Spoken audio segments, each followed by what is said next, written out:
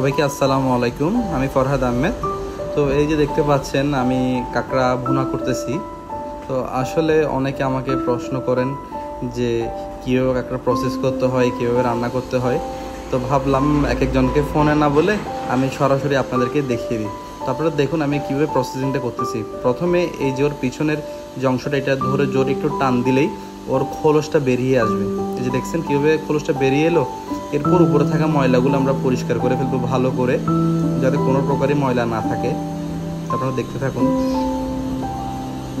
এরপর আমরা কি করব, ওর পার যে নখগুলো আছে সেগুলো কেটে ফেলবো একটা একটা করে।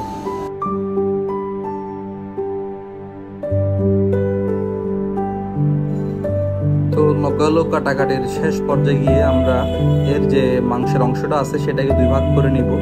তো আপনারা চাইলে এটা আরও ছোটও করতে পারেন। আমার কাছে এভাবে বড় বড় খেতেই ভালো লাগে এবং সার্ভ করতেও খুবই সহজ মনে হয়, তো তাই আমি এভাবেই কাট করি। তো এরপর তো পেঁয়াজ লাগবে। পেঁয়াজ খুবই একটা ইম্পর্টেন্ট অংশ এই কাঁকড়া ভুনা করার জন্য। তো আমি 1.5 কেজি কাঁকড়ার জন্য আধা কেজি পেঁয়াজ নিয়েছি। তো পেঁয়াজ একটু বেশি লাগে, কেননা এই রান্নাটা পুরোটাই হবে পেঁয়াজের উপর।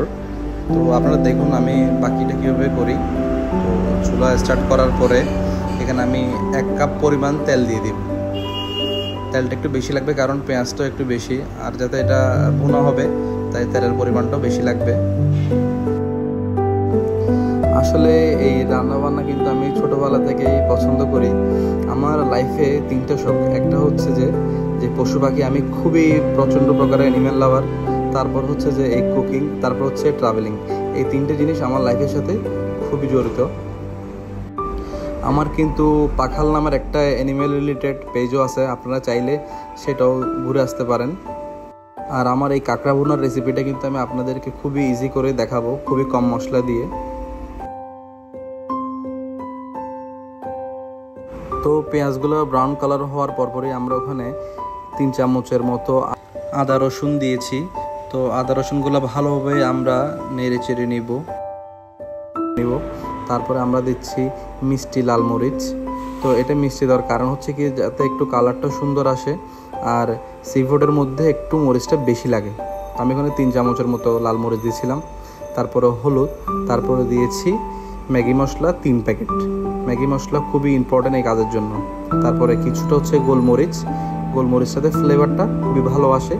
আর লাস্ট প্রসেস হচ্ছে যে এই টমেটো সস 2 চামচের মতো দিলে হবে। আর যদি আপনারা বড় না থাকে সস, তাহলে ওই মিনি প্যাকগুলো যেগুলো 3 টাকা দামের প্যাকেট আছে সেগুলো আপনারা নিতে পারেন 2 প্যাকেট, তাহলে এনাফ হয়ে যাবে। তো মশলাটা কষানোর পরই আমরা আমাদের কাঁকড়া সবগুলো দিয়ে ভালো করেই নেড়ে চেড়ে নিব।